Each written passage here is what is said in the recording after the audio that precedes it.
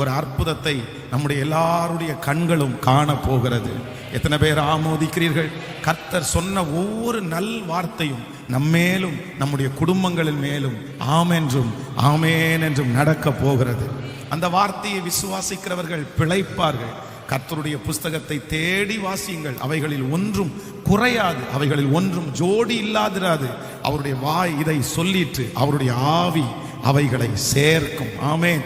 காற்றை காண மாட்டோம், மழையை பார்க்க மாட்டோம், ஆனாலும் நம்முடைய பள்ளத்தாக்குகள் தண்ணீரால் நிரப்பப்படும். ஆமென். எங்கிருந்து நமக்கு உதவி வரும்னு நமக்கு தெரியாது. ஆனா ஆண்டவர் நம்மோடு கூட இருப்பாரே. ஆனால் நாம் நினைக்காத இடத்திலிருந்து, நாம் அறியாத இடத்திலிருந்து நமக்கு உதவியை அனுப்புவதற்கு இயேசு வல்லவராக இருக்கிறார்.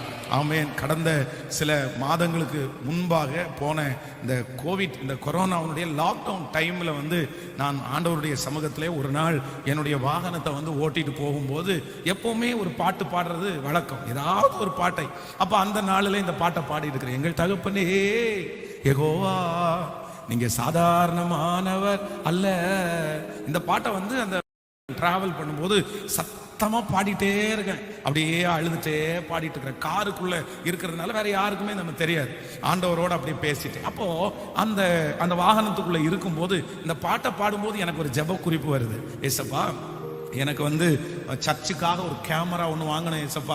ஆனால் இந்த டைம் நான் யார்கிட்டையுமே கேட்காம நீங்களே அதற்குரிய பணத்தை எனக்கு தரணும் ஏசப்பா அப்படின்னு சொல்லி ஜஸ்ட் ஒரு 2 நிமிஷம் அதை ஜோம் பண்ணிட்டு திருப்பி அகைன் அந்த பாட்டை தொடர்ந்து எங்கள் தகப்பனே அப்படின்னு பாடி முடிச்சுட்டு போறேன். ஒரு 4-5 நாட்கள் தாண்டி எனக்கு ஒரு கொரியர் வந்துருச்சு. அது அந்த சாட்சி உங்களுக்கு நிறைய பேருக்கு தெரியும்னு நினைக்கிறேன். அந்த கொரியர்ல பார்த்தீங்கன்னா பன்னு மட்டும்தான் இருந்துச்சு. அப்போ அந்த பன்னை எடுத்து பார்த்து பசங்களுக்கெல்லாம் கொடுத்து சொன்னேன், பாடுறா ஒரு நாள் தான் சாப்பாடு இல்லாமல் நம்ம கஷ்டப்பட்டோம், இன்னைக்கு யாரோ பன்னு அனுப்பியிருக்காங்கடா அப்படின்னு அந்த பன்னை எல்லாருமே சாப்பிட்டோம். அப்போ சாப்பிட்டு முடிச்சதுக்கு அப்புறம் உள்ள ஒரு சோப்பு இருந்துச்சு உள்ள. அப்போ நான் சொன்னேன், இது ரொம்ப அநியாயம். ஒரு நாள் தான் சோப்பு இல்லாமல் கஷ்டப்பட்டேன், இன்னைக்குமா சோப்பு இல்லாமல் கஷ்டப்பட்டேன், இன்னைக்கு வாங்கி அனுப்பியிருக்காங்கன்ட்டு நான் அதை ஒரு பெரிய விஷயமாவே எடுக்கல. அப்போ நான் அதை ஒரு டேபிள் மேலே தூக்கி போட்டு சரி யாராவது ஒருத்தர் யூஸ் பண்ணலாம் அப்படின்னு வச்சுட்டு நான் வீட்டுக்கு போயிட்டேன். அப்போ வந்த உடனே தான் ஒரு தம்பி சொன்னாப்பா, அந்த பாக்ஸுக்குள்ள என்னமோ இருக்கிற மாதிரி தெரியுது, நீங்க கொஞ்சம் செக் பண்ணிருங்கன்னு. ஓப்பன் பண்ணி பார்த்தா உள்ள ஒரு தங்க செயின் ஒன்று இருந்துச்சு. அப்போ அதுல ஒரு பெரிய கிரேட் என்ன அப்படின்னா, அந்த தங்க செயின் ரொம்ப பெருசா இருந்துச்சு. இவ்வளோ பெரிய செயினை பார்த்துட்டு இருறா அந்த கொரியர் கவரை யாரா அனுப்புனது அப்படின்னு செக் பண்ணி பார்த்தா அவங்க பேரே இல்லை, என் பேர் மட்டும்தான் இருக்குது. பொதுவாக கொரியர்ல நகையா அனுப்பவே கூடாது, அனுப்புனா வந்தும் சேராது. இது அவங்களுடைய அட்ரஸும் இல்லை, என் அட்ரஸ் மட்டும்தான் இருக்குது.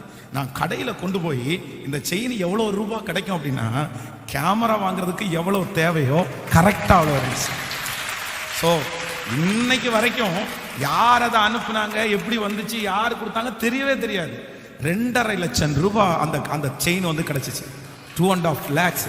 அப்போ அதை யாராவது ஒருத்தர் எடுத்திருந்தா கூட நம்ம கண்டுபிடிக்க முடியாது. அப்ப நான் நம்புறேன், நமக்கு வரணும்னு கர்த்தர் ஒன்னு அனுப்புனாருன்னா அது அட்ரஸே சரியா இல்லைன்னா கூட சேரும். ஆமென். அதை தடுப்பதற்கு ஒருவரால முடியாது.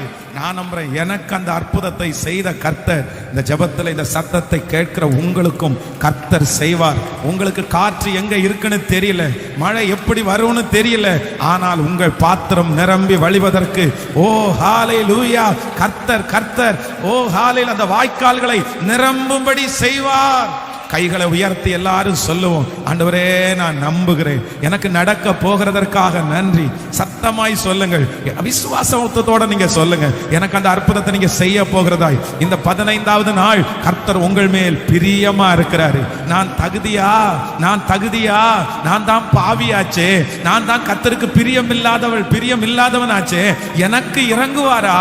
ஆண்டவர் சொல்றாரு, இல்லை, உருக்கமான இரக்கங்களால் நான் உனக்கு இறங்குவேன். நீ காற்றை காண மாட்டாய், மழையை பார்க்க மாட்டாய், ஆனாலும் உன் பள்ளத்தாக்கு தண்ணீரால் நிரப்பப்படும்.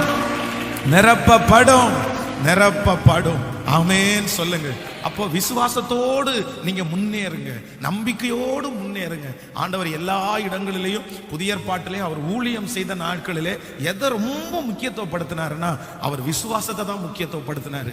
அப்போ பைபிளை திறந்து வச்சு உங்களுடைய கண்ணீர் அதுல கொட்ட கொட்ட வாக்குத்தத்தத்தை நீங்க விசுவாசிக்கணும். நீங்க முழங்கால நின்று பைபிளை வாசித்து கர்த்தருடைய வார்த்தையை அப்படி விசுவாசிக்கணும். அதற்கு ஏது இருக்கு இல்ல, அதற்கு நான் தகுதி இல்ல அப்படின்னு எல்லாம் நம்ம பார்க்கவே முடியாது. இதுவரைக்கும் கர்த்தர் உங்களை ஆசீர்வதித்தது உங்க தகுதியை பார்த்து கர்த்தர் ஆசீர்வதிச்சாரா? நம்முடைய தகுதியை பார்த்து ஆண்டவர் நம்மளை ஆசீர்வதிக்கணும்னா எவ்வளவு ஆசீர்வதிக்க முடியும் சொல்லுங்க? உண்மையிலே சொல்றேன், நான் எல்லாம் அப்படியே என்னுடைய தகுதியை பார்த்து ஆண்டவர் என்ன ஆசீர்வதிக்கணும்னா 5 பேர் தான் எனக்கு கொடுக்க முடியும். 5 பேருக்கும் கூட தகுதி இல்லை, அவ்வளவு தகுதி. அப்போ நம்முடைய தகுதி எதையும் பார்க்க வேண்டாம். நீங்க சொல்லி இருக்கிறீங்க ஆண்டவரே, நீங்க வாக்கு கொடுத்திருக்கிறீங்க, எங்க தகப்பனார் வாக்கு கொடுத்தாரே, ஆனால் அதை நிறைவேற்ற வல்லவராய் இருக்கு. அதனால இந்த 21 நாள் இரக்கம் செய்யும் வரை முடிஞ்சதற்கு பிறகு கூட நீங்க ஆண்டவரை விட்டுறவே கூடாது. இங்க இருக்கிறவங்க வித்தியாசமான முறையிலே ஒரு வைராக்கியமா ஆண்டவரை தேடுங்க. லிபரலா நீங்க தேடக்கூடாது, எல்லாரும் தேடுறது மாதிரி நீங்க தேடக்கூடாது. ரொம்ப வைராக்கியம் வேணும். வாலிப தம்பி, உன் எதிர்காலம் ரொம்ப பிரைட்டா வரணும்னா நான் சொல்றேன், நீ இந்த நாளில் கர்த்தர் சமூகத்தில் விதைச்சிட்டே இரு. இது ஒரு சரியான நேரம்.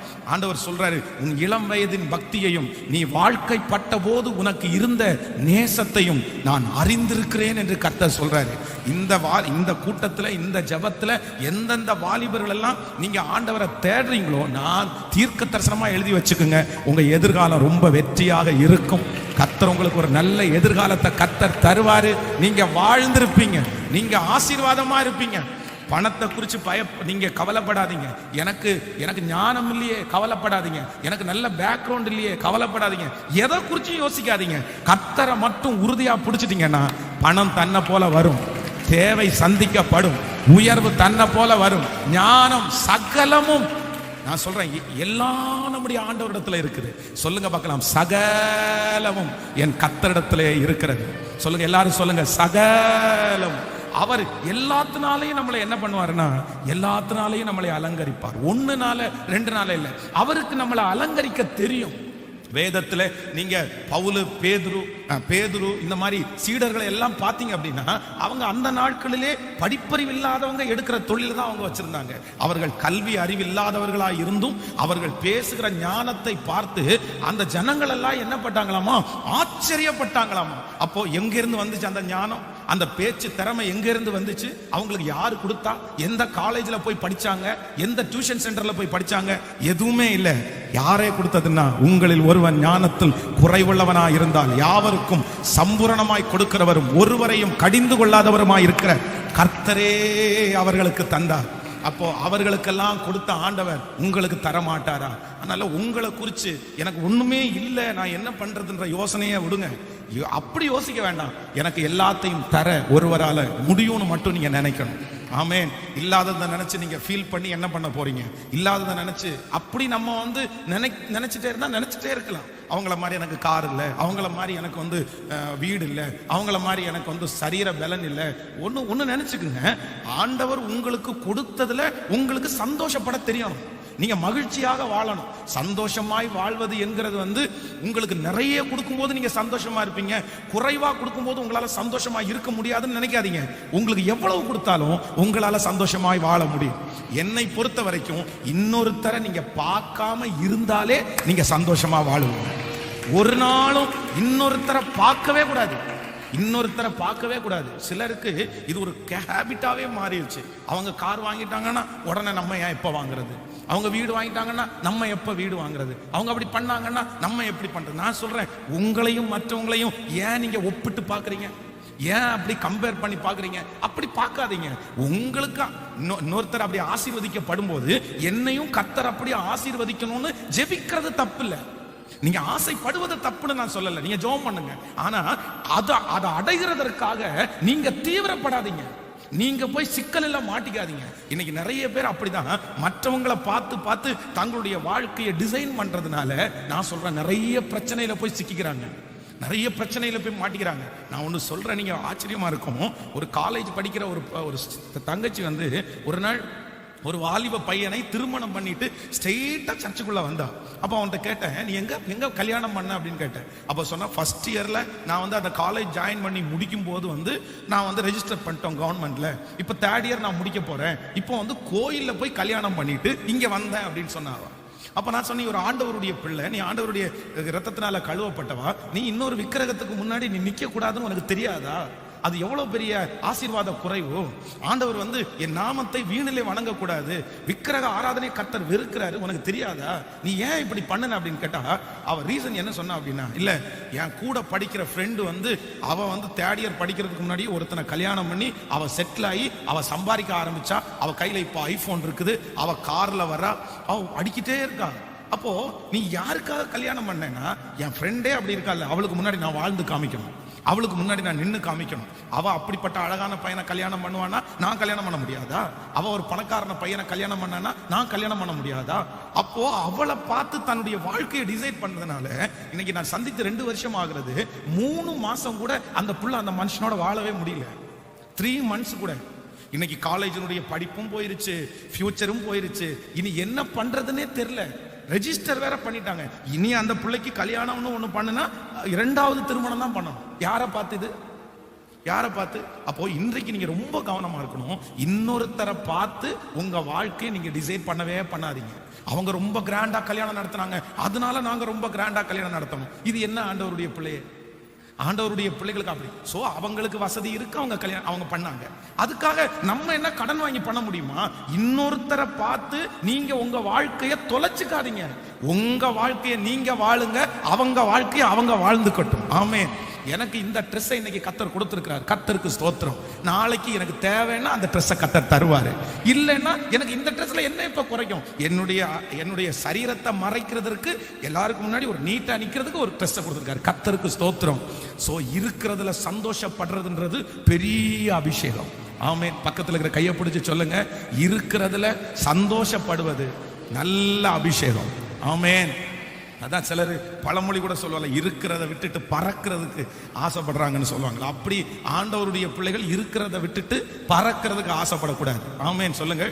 எனக்கு கர்த்தர் போதும் என்கிற மனதுடனே கூடிய தெய்வ பக்தியே மிகுந்த ஆதாயம். நீங்க வளரணும்னு எண்ணம் இருக்கணும், உயரணும்னு தரிசனம் இருக்கணும். ஆனா அதே நேரத்தில் என்னுடைய வாழ்க்கையில எனக்கு என்ன வேணும் அப்படின்னா, பெரிய திருப்தி, பெரிய திருப்தி.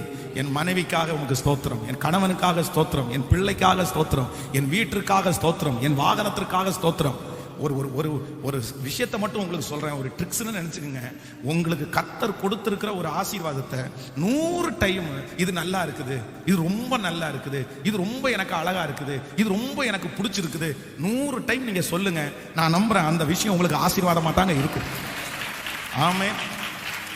ஆனா நமக்கு அது மட்டும் மனசுக்கு வரவே வராது. எடுத்த உடனே நம்ம என்ன சொல்ல, அவனுக்கெல்லாம் நல்லா அமையுது, எனக்கெல்லாம், அவங்களுக்கெல்லாம் நல்லா அமையுது, எனக்கெல்லாம். தன்னுடைய ஆசீர்வாதத்தை குறைச்சு மதிப்பிடுகிறதே சிலருடைய பழக்கமாகவே போயிருச்சு, பழக்கமாகவே போயிருச்சு. நான் வந்து ஒரு பிஎஸ் சிஸ்டம் ஒன்று, ஒரு சின்ன சிஸ்டம் சர்ச்சில் வச்சிருக்கிறேன். அப்போ அந்த சிஸ்டம் வந்து கொஞ்சம் காஸ்ட்லியான ஒரு சிஸ்டம் தான். அப்போ அந்த சிஸ்டத்தை வந்து பார்க்குற எல்லாரும் கேட்பாங்க, இதையா வாங்குறீங்க, இதையா வாங்குறீங்க, இது வாங்குறதுக்கு இது வாங்கியிருக்கலாமே. எல்லாருமே மோஸ்ட்லி வந்து 75% பேர் அந்த சிஸ்டத்தை பார்த்த உடனே சொல்லுவாங்க, பாஸ்டர் இது வாங்குறதுக்கு இந்த பிராண்ட் வாங்கியிருக்கலாம்ல, இது ரொம்ப நல்லா இருக்கும், இது ரொம்ப, உங்களுக்கு இது எப்படி இருக்கு அப்படின்னு. நான் ஒருத்தட்ட கூட அந்த சிஸ்டத்தை பற்றி குறைவா சொன்னதே இல்லை. பா உங்களுக்கெல்லாம் எப்படி இருக்கோ தெரியலப்பா, எனக்கு சூப்பரா இருக்குப்பா, எனக்கு ரொம்ப நல்லா இருக்குப்பா. ஆனா உண்மை அது வாங்கி 15 ஆண்டுகள் அந்த ஊழியத்துடைய ஆரம்பத்தில் ஃபர்ஸ்ட்ல இருந்து அதை நான் ஸ்டார்ட் பண்ணியிருக்கிறேன். இன்னைக்கு வரைக்கும் பாத்தீங்கன்னா அதுல எனக்கு ஒரு மைனஸ் கூட நான் பார்க்கவே இல்லைங்க, பார்க்கவே இல்லைங்க. இன்னைக்கு வரைக்கும் அது நல்லா தாங்க எனக்கு இருக்குது. ஆனா எத்தனையோ பேர் அதை மைனஸா சொல்றாங்க. அதனால ஆண்டவருடைய பிள்ளைகள் இன்றைக்கு நீங்க என்ன கற்றுக்கொள்ளணும்னா, இன்னொருத்தரை பார்த்து என் வாழ்க்கை நான் என்ன பண்ண மாட்டேன், சத்தமா சொல்லுங்க, அவங்களுக்காக நீங்க வாழ முடியாது. வாழக்கூடாதுன்றதை விட வாழ முடியவே முடியாது. எத்தனை நாள் தான் வாழ முடியும், எத்தனை நாள் தான் வாழ முடியும். அதனால ஆண்டவரே, எனக்கு நீர் கொடுத்த வாழ்க்கையை நான் எப்படி வாழணும்னா சந்தோஷமாய் வாழ. ஆமென். என் பையன் ஒரு நாள் காலையில் வந்து ஸ்கூலுக்கு கொண்டு போகும்போது, சாப்பாடு கொண்டு போகும்போது, மம்மி இன்னைக்கு வந்து எனக்கு தக்காளி சாதம் கொண்டு வந்தாலே பசங்கள்லாம் வித்தியாசமாக பார்ப்பாங்களே அப்படின்னு. உடனே நான் அவனை பார்த்து சொன்னேன், எப்பா தக்காளி சாதத்தை ரசிச்சு சாப்பிடணும்ப்பா. தக்காளி சாதம்ன்றது அதுக்கு இன்னொரு பேர் இருக்குது, அது ஒரு பிரியாணி, அது எம்டி பிரியாணி மாதிரி. அதை நீ பிரியாணின்னு நினைச்சு சாப்பிடு. பார்த்து யாராவது ஒருத்தர் தக்காளி சாதமானு கேட்டா தக்காளி சாதம்னு சொல்லாத, நான் வந்து ஸ்மால் பிரியாணி கொண்டு வந்திருக்கிறேன் அப்படின்னு சொல்லு. இல்லைன்னா ஒரு வித்தியாசமான பேரை கொடுத்து சொல்லு. நீ ஏன் அப்படி நினைக்கிற அப்படின்னு. அப்போ பிள்ளைகளுக்கு கூட மனசுல என்ன ஒட்டி இருக்குன்னா, ஸ்கூல்ல மத்தியானம் சாப்பிடும் போது கூட அவனை விட இது இந்த குணம் எங்க இருந்து வந்துச்சுன்னா அம்மா அப்பாக்குள்ள தான் டிரான்ஸ்ஃபர் ஆகுது. அவனை விட நீ 2 மார்க் ஜாஸ்தியா எடுக்கணும்ப்பா, அவனை விட நீ நல்லா ஓட்டத்துல ஃபர்ஸ்ட் வரணும்ப்பா, நீ அப்படி வரணும்ப்பா, இப்படி வரணும்ப்பா சொல்லிட்டே இருப்பான். அவனை விட ஏன் வரணும், அவனை விட ஏன் வரணும்? அப்படி நம்ம எத்தனை தான் ஜெயிச்சிட போறோம்? என்னைக்காவது ஒரு உலக அதிசயம் வந்து இன்னைக்கு 7 வித்தியாசமா இருக்கு. 10 வருஷத்துக்கு முன்னாடி இன்னொன்னு எக்ஸ்ட்ரா இருந்துச்சு, அதை தூக்கிட்டு இன்னொன்னு கொண்டு வந்துட்டாங்க. அப்போ வாழ்க்கை அப்படின்றது வந்து சிலர் ஜெயிப்பாங்க, சிலர் கீழே போவாங்க, அதெல்லாம் இருக்கத்தான் செய்யும். ஜெயிச்சிட்டே இருக்கணும் நான் அப்படின்னா நினைக்க முடியாது. எங்க ஜெயிக்கணும்னா எனக்குள்ள நான் ஜெயிக்கிற வாழ்க்கை வாழ்வேன். ஆமென். அப்போ ஒரு தீர்மானம் எடுப்பீங்களா? இனி யார் வாழ்க்கை நீங்க வாழணும்? கேட்கல, சத்தமா சொல்லு, சத்தமா எல்லாரும் சொல்லுங்க. சாரி கூட யாரும் பார்த்து வாங்கணும்? ஆமா, அடுத்தவங்களை பார்த்து உனக்கெல்லாம் 7000 ரூபாய் சாரி, எனக்கு பாரு என்னுடைய கிறிஸ்துமஸுக்கு 1500 ரூபாய் சாரின்ற கூடாது. அது 7000 ரூபாய் சாரி அவங்களுக்கு கட்டினா கூட நல்லா இல்லை, ஆனா உங்களுக்கு 1000 ரூபாய் சாரி கட்டினா அவ்வளவு அழகா இருக்கு. அதைத்தானே நீங்க பார்க்கணும். பணத்தை பார்க்க கூடாது, பணத்தை பார்க்க கூடாது. அவங்க அப்படி வாழட்டும், அவங்களுக்கு இருக்கு, அவங்க வாங்குறாங்க. நமக்கு இது இருக்குது. கர்த்தருக்கு ஸ்தோத்திரம். நான் எந்த நிலைமையில இருந்தாலும் மனரம்யமா இருக்க கற்றுக்கொள்ளும். உங்க பிள்ளைகளுக்கு அப்படி பழக்காதீங்க. டிவிஎஸ் 50 உங்களுக்கு இருக்குதா? டிவிஎஸ் 50ல சந்தோஷமா ஏறதுக்கு உங்க பிள்ளைகளுக்கு சொல்லணும். டிவிஎஸ் 50 ஸ்டார்ட் பண்ண உடனே பக்கத்துல ஒருத்தர் என்ஃபீல்டு புல்லட் ஸ்டார்ட் பண்ணுவாரு. நம்ம எல்லாருடைய கண்ணு எங்க தான் போகும்? இப்ப டிவிஎஸ் 50 நிறைய ஓட்டுறதே இல்லை. ஏன்னு தெரியுமா? வெக்கம். டிவிஎஸ் 50ல பிள்ளைங்க ஏறவே மாட்டாங்க. ஸ்கூல் பிள்ளைங்க, டாடி நான் வேணா ஆட்டோல போட்டுமா, எனக்கு வேணா பஸ் அரேஞ்ச் பண்ணுங்க. ஏன் பாட்டு கேட்டா, நீங்க டிவிஎஸ் 50ல வரீங்க, எங்க ஸ்கூல் பசங்க எல்லாம் அவங்க அப்பா புல்லட்ல கொண்டு விடுறாரு. இதை யார் இப்படி பழக்கி விட்டது? அவன்கிட்ட சொல்லணும், டிவிஎஸ் 50 தான் மேலானது. அது நமக்கு 2 டயர் இருக்குது, அது இன்ஜின் இருக்குது, பெட்ரோல் ஊற்ற முடியும், நம்மளை கரெக்டாக கொண்டு போய் சேர்க்கும், பெரிய ஆக்சிடென்ட் எதுவும் வராது. நம்ம தான் அதை பாசிட்டிவா சொல்லி பிள்ளைகளுடைய மனசுல இருக்கிற இன்னொருத்தரை அந்த கம்பேர் பண்றதை நம்ம என்ன பண்ணணும்? சத்தமா சொல்லுங்க. நீங்களே வளர்த்து விட்டீங்கன்னா நீங்க பொல்லாத தகப்பன், பொல்லாத தாய். நீங்க அப்படி வளர்த்து விட்டீங்கன்னா, அந்த அவங்கள விட நான் வசதியா இருக்கணும் அப்படின்னு வளர்த்து விட்டீங்கன்னா நீங்க எந்த தாய்? பொல்லாத. எத்தனை இங்க இருக்கீங்கன்னு தெரியல எனக்கு. அப்படி பொல்லாத தாய், பொல்லாத தகப்பன் அப்படி இருக்கக்கூடாது. நல்லா வாழ், நல்லா இரு. ஆனா இன்னொருத்தருடைய பார்த்து நான் ஒரு நாளும் நான் ஆசையும் பட மாட்டேன். எனக்கு ஆண்டவர் நன்மையானதையே கர்த்தர். எல்லாரும் கையை உயர்த்தி, ஆண்டவரே அந்த அபிஷேகத்தை எனக்கு தாரும் ஆண்டவரேன்னு கேளு. இனி என் வாழ்க்கை நான் சந்தோஷமா வாழணும். எனக்கு கொடுத்திருக்கிற ஆகாரத்திற்காக நன்றி. ஸ்தோத்திரம், ஸ்தோத்திரம் சொல்லுங்க. ஆண்டவரே எனக்கு கொடுத்திருக்கிற உயர்வுக்காக நன்றி, எனக்கு கொடுத்திருக்கிற வாகனத்திற்காக நன்றி, எனக்கு கொடுத்திருக்கிற வீட்டிற்காக நன்றி, எனக்கு கொடுத்திருக்கிற பிள்ளைகளுக்காக நன்றி. தகப்பனே எங்களை ஆசீர்வாதமா நீர் வைக்க போகிறதற்காக நன்றி, எங்கள் வாழ்க்கையை நாங்கள் வாழ போகிறதற்காக நன்றி ஆண்டவரே. நன்றி ஆண்டவரே. இனி நாங்கள் மற்றவர்களை பார்க்க மாட்டோம், அவர்களுடைய நடத்துதலை பார்த்து அந்த மாதிரி எங்க வாழ்க்கை அமையணும் நாங்க நினைக்க மாட்டோம் ஆண்டவரே, நினைக்க மாட்டோம். ஆமென். இன்றைக்கு அந்த வாக்கு தத்தத்தை நம்ம வேதத்தை திறந்து வாசிக்க போகிறோம். ஆதியாகமம் 46ஆம் அதிகாரத்தை நாம் எல்லாரும் எடுத்துக்கொள்ளலாம். ஆதியாகமம் 46ஆம் அதிகாரத்திலே ஸ்தோத்திரம் 4வது வசனத்தை வாசிக்கலாமா? 46ஆம் அதிகாரத்திலே 4வது வசனத்தை எல்லாரும் சேர்ந்து வாசிக்கலாம். நான் உன்னுடனே எகிப்திற்கு வருவேன், நான் உன்னை திரும்பவும் வர பண்ணுவேன், யோசேப்பு தன் கையினால் உன் கண்களை மூடுவான் என்று சொன்னார். நீங்கள் 1வது வசனத்திலிருந்து வாசிங்கள். இஸ்ரவேல் தனக்கு உண்டான யாவற்றையும் சேர்த்து கொண்டு புறப்பட்டு பெர்செபாவுக்கு போய் தன் தகப்பனாகிய ஈசாக்கினுடைய தேவனுக்கு பலியிட்டான். அன்று இரவிலே தேவன் இஸ்ரவேலுக்கு தரிசனமாகி யாக்கோபே யாக்கோபே என்று கூப்பிட்டார். அது அவன் இதோ அடியேன் என்றார். அப்பொழுது அவர், நான் தேவன், நான் உன் தகப்பனுடைய தேவன், நீ எகிப்து தேசத்திற்கு போக பயப்பட வேண்டாம், அங்கே உன்னை பெரிய ஜாதியாக்குவேன், நான் உன்னுடனே எகிப்திற்கு வருவேன், நான் உன்னுடனே எகிப்திற்கு வருவேன், நான் உன்னுடனே எகிப்திற்கு வருவேன். ஆண்டவருடைய பிள்ளைகளே, நான் கர்த்தருடைய சமூகத்திலே இந்த 15வது நாள் இந்த ஜெபத்திலே ஒரு வாக்குத்தத்தத்திற்காக ஜெபிக்கும் போது ஆண்டவர் என்னுடைய இருதயத்திலே வைத்த ஒரு வார்த்தை, நான் உன்னுடனே எகிப்திற்கு வருவேன் என்று கர்த்தர் வாக்கு கொடுக்கிறார். இந்த எகிப்துக்கு வருவேன் என்று சொல்றதுல ஒரு ரீசன் அதுல கண்டிப்பா இருக்குது. ஆண்டவர் நான் உன்னோடு வருவேன் அப்படின்னா அநேக இடங்களில் ஆண்டவர் எழுதி இருக்கிறார். நான் உன் கூட இருப்பேன், இந்த பிரச்சனையில உன் கூட வருவேன், எல்லா நேரத்திலும் இதோ உலகத்தின் முடிவு பரியந்தம் சகல நாட்களிலும் நான் உன்னோடு இருப்பேன் அப்படின்னு நிறைய இடங்களிலே காமனா ஆண்டவர் எல்லா இடத்துலையும் நான் உன் கூட வருவேன்னு ஆண்டவர் சொன்னார். ஆனா இந்த இடத்துல மட்டும் யாக்கோபை பார்த்து ஆண்டவர் என்ன சொல்றாருன்னா, நான் உன்னோடு எகிப்திற்கு வருவேன், எகிப்திற்கு வருவேன். ஏன் அப்படின்னா இந்த யாக்கோபு தன்னுடைய வாழ்க்கையிலே இந்த எகிப்திற்கு போகிறதற்கு ரொம்ப பயப்படுறாரு. தேசமெல்லாம் பஞ்சம் உண்டாயிற்று. இப்ப இவங்களுடைய ஆடு மாடுகள் எல்லாம் நிறைய செத்து போயிருச்சு. இவர்கள் போடுகிற விவசாயம் எதுவுமே சரியா வரல. அந்த 7 வருடம் உலக நாடுகளுக்கெல்லாம் பஞ்சமான நாட்கள். அப்போ ஆகாரம் இல்லாததுனால இந்த யாக்கோபோடு கூட கிட்டத்தட்ட ஒரு 70 பேர் இருக்கிறாங்க. 70 பேருக்கும் இவர் தான் ஆகாரம் கொடுக்கணும். அப்போ எகிப்திலே தானியங்கள் உண்டு என்று கேள்விப்பட்டு தன்னுடைய பிள்ளைகளை அனுப்புறாரு. அந்த பிள்ளைங்க அங்க போய் எகிப்துல இருக்கிற தானியங்களை எல்லாம் வாங்கிட்டு வர்றாங்க. இவங்க சாப்பிடுறாங்க. அந்த தானியம் முடியும் போது திரும்ப 2வது டைம் போறாங்க. போகும்போது யோசேப்பு அங்க என்ன சொல்றாரு அப்படின்னா, உங்களுடைய தம்பி ஆகிய பென்யமீனை கூப்பிடாம நீங்க இங்க வந்துட்டீங்கன்னா நான் என்ன பண்ணுவேன், உங்களுக்கு ஆகாரம் நான் தரமாட்டேன், உங்க தம்பியை நீங்க கூட்டிட்டு வாங்க. ஏன் அப்படின்னா யோசேப்பு தன்னுடைய தகப்பனை விட்டு போனதற்கு பிற்பாடு பிறந்தவன் தான் பென்யமீன். இந்த பென்யமீனுடைய அவன் இறக்கும் போதே அம்மாவும் இறந்துட்டாங்க. அதனால தன்னுடைய சகோதரன் மேல அவனுக்கு பார்க்கணும்னு ஒரு பாசம் வருது. அப்போ நன்றாய் கவனிங்கள், இந்த தகப்பனார் என்ன சொல்றாரு அப்படின்னா, பென்யமீனை நான் அனுப்ப முடியாதுப்பா, ஏற்கனவே நான் ஒரு பையனை இழந்துட்டேன், ஒரு பையன் என்ன விட்டு போயிட்டான், பென்யமீனை நீங்க கூட்டிட்டு போறதா இருந்தா நீங்க அங்க ஆகாரம் வாங்கவே போக வேண்டாம். இப்படியே இவங்க என்ன பண்றாங்கன்னா, சாப்பாடு இல்லாம இருக்கும்போது அவங்க பிள்ளைங்க எல்லாம் ஃபைட் பண்றாங்க. இந்த பாருங்க, நாங்க பென்யமீனை பத்திரமா கூட்டிட்டு வரோம், இப்ப சாப்பாடு இல்லாம நாங்க எல்லாம் சாகுறோம்ல, பென்யமீனை அனுப்ப மாட்டீங்களா? அவங்க அப்பா தன்னுடைய பையனை எகிப்திற்கு துக்கத்தோட அனுப்புவாரு.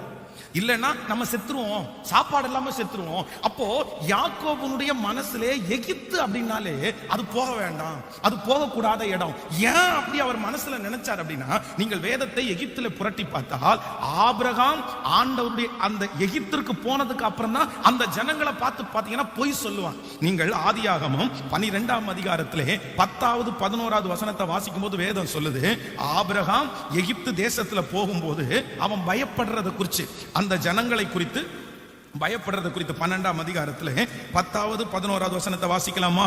அந்த தேசத்திலே பஞ்சம் உண்டாயிற்று, தேசத்தின் பஞ்சம் கொடிதாய் இருந்தபடினால் ஆபிரகாம் எகிப்து தேசத்திலே தங்கும்படி அவ்விடத்திற்கு போனான். அவன் எகிப்திற்கு சமீபமாய் வந்தபோது தன் மனைவி சாராயை பார்த்து, நீ பார்வைக்கு அழகுள்ள ஸ்திரீ என்று அறிவேன், எகிப்தியர் உன்னை காணும் போது இவள் அவனுடைய மனைவி என்று சொல்லி என்னை கொன்று போட்டு உன்னை உயிரோடே வைப்பார்கள். கவனிங்க, எகிப்து தேசத்திற்கு இவனுடைய தகப்பனாகிய ஆபிரகாம் ஏற்கனவே அவர் போயிருக்காரு. ஆனா அவர் என்ன பண்ண போறாருன்னா, பயப்பட்டுட்டே உள்ள போறாரு. ஏமா, இந்த தேசத்துக்குள்ள வந்துட்டோம், நீ பார்க்கிறது ரொம்ப அழகா இருக்க, நான் கொஞ்சம் அசிங்கமா இருக்கிறேன், ஒருவேளை இந்த ஊர்ல இருக்கிறவங்க எல்லாம் பார்த்துட்டு உன் ஹஸ்பண்ட் அப்படின்னு தெரிஞ்சுட்டு என்ன கொன்னுட்டு உன்னை உயிரோட வைப்பாங்க, அதனால நீ என்னுடைய மனைவின்னு சொல்லாத, சகோதரின்னு சொல்லுன்னா அந்த இடத்துல போய் சொல்றான். ஆபிரகாம் விசுவாசிகளுடைய தகப்பன், ஆண்டவரோட பேசினவன், கர்த்தருடைய வார்த்தையை கேட்டுட்டு வீட்டை எல்லாத்தையும் விட்டுட்டு வந்த ஒரு மனுஷனாலேயே எகிப்து தேசத்துல அவ்வளவு பயப்படாம உள்ள நுழைய முடியல. ஏன் அப்படின்னா எகிப்து தேசத்துல இருக்கிற ஜனங்கள் கொடுமையானவர்களா இருந்தாரு. அவங்களுக்கு உன்னை அடையணும்னு நினைச்சாங்கன்னா யாரை சாகடிக்கிறதுலயும் அவங்க தயங்க மாட்டாங்க. அப்போ அப்படிப்பட்ட கொடுமையான ஒரு இடத்திற்கு என் பிள்ளை உயிரோடு இருக்கிறான்ற செய்தி எனக்கு சந்தோஷமா இருக்குது. யோசேப்பு உயிரோடு இருக்கிறான் அப்படின்னு அவங்க அண்ணன் தம்பி எல்லாம் இப்ப சொல்றாங்க, அப்பா யோசேப்பு உயிரோடு இருக்கிறான், ஆண்டவர் அவனை ரொம்ப பெரிய அளவுல உயர்த்தி வச்சிருக்கிறாரு, பாருங்கப்பா அவன் அனுப்பிவிட்ட குதிரையை பாருங்கப்பா, அவன் அனுப்பிவிட்ட வண்டிகள் எல்லாம் பாருங்கப்பா, இப்போ கையோட நம்ம எல்லாரையுமே கூட்டிட்டு போக சொன்னா நம்ம அழகா சாப்பிட்டு சந்தோஷமா இருக்கலாம். இப்ப இங்க பஞ்சம், தன்னுடைய தகப்பனை தன்னுடைய மகனை 14 வருடமா அவங்க அப்பா இழந்தாரு. யோசேப்புக்கு பல வர்ண அங்கி போட்டு அழகு பார்த்தவர். இப்ப நீங்க நினைச்சு பாருங்க, காணாம போன ஒரு பையன் 14 வருஷம் தாண்டி உயிரோட இருக்கிறான் அப்படின்ற ஒரு செய்தி கேள்விப்படுறோம். அதுவும் ரொம்ப பெரிய போஸ்டிங்ல இருக்கிறான்னு கேள்விப்படுறோம். அந்த நாட்டையே அவன் தான் ஆளுறான்னு கேள்விப்படுறோம். அவன் போகிறதற்கு வண்டி வாகனம் எல்லாமே அனுப்பி இருக்கிறான். நீங்களும் நானுமா இருந்தா எதையாவது யோசிப்போமா? எதையாவது யோசிப்போமா? 1% கூட யோசிக்க மாட்டோம். ஏறுப்பா 14 வருஷம் தாண்டி என் பிள்ளை உயிரோடு இருக்கானா, அதுவும் அவ்வளவு பெரிய ஆளா இருக்கானா, கிளம்பு கிளம்பு கிளம்பு, ஒரு நிமிஷம் கூட லேட் பண்ணக்கூடாது, நம்ம போய் அவனோட செட்டில் ஆயிடுவோம். ஆனா வேதம் சொல்லுது, அந்த சந்தோஷமான செய்திய யாக்கோபால சந்தோஷமா எடுக்கவே முடியல. இதுவரைக்கும் என் வாழ்க்கையில நிறைய தப்பு பண்ண ஆண்டவரே, இதுவரைக்கும் உமக்கு பிரியம் இல்லாத எங்கெங்கயோ நான் போனேன், நானா ஓனா நிறைய டிசைட் பண்ணேன். ஆனா நான் இப்ப ரொம்ப வயது சென்றவன், இன்னும் கொஞ்ச நாளைக்குள்ள என் மரணம் இருக்க போகுது. எனக்கு எதுவுமே முக்கியம் இல்ல, நான் சாகுற நேரத்துல என்னுடைய தகப்பனாகிய ஆபிரகாம், ஈசாக்கு, சாராய் அவங்க கல்லறையில என்ன அடக்கம் பண்ணப்படணும். ஸோ இந்த லாஸ்ட் மினிட்ல நான் ஒருவேளை எகிப்திற்கு போய் அங்க சூழ்நிலை சரியில்லைன்னா பெரிய அங்கலாய்ப்பும் பெரிய பயமும் அவனுடைய இருதயத்துல இருக்கும்போது, இப்ப கர்த்தர் அவன் பலி செலுத்தும் போது இறங்கி வர்றாரு.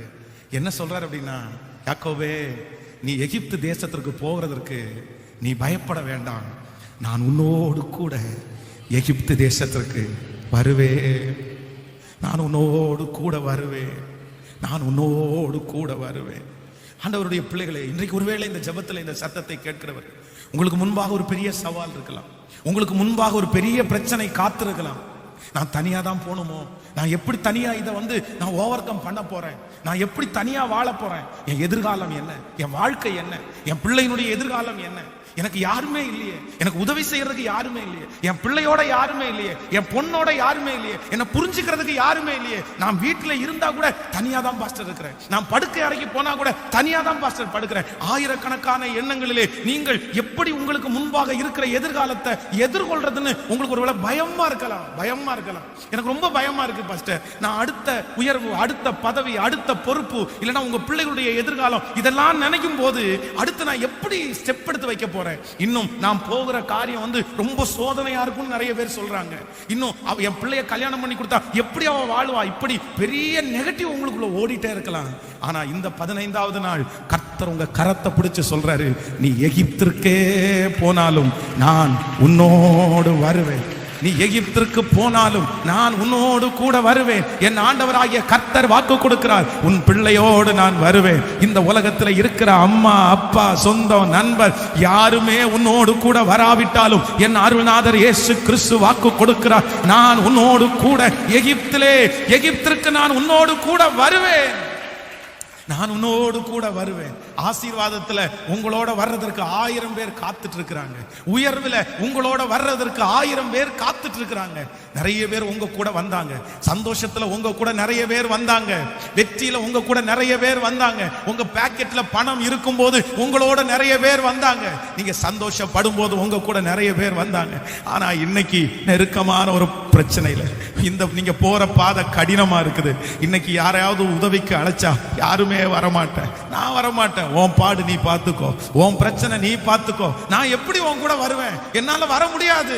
அப்ப நீங்க நினைக்கலாம், சந்தோஷத்துல எத்தனையோ பேர் என் கூட வந்தாங்களே, துக்கத்துல என் கூட வர்றதற்கு ஒருத்தர் கூட இல்லையான்னு நீங்க எதிர்பார்த்த இந்த இடத்துல வந்திருக்கலாம்.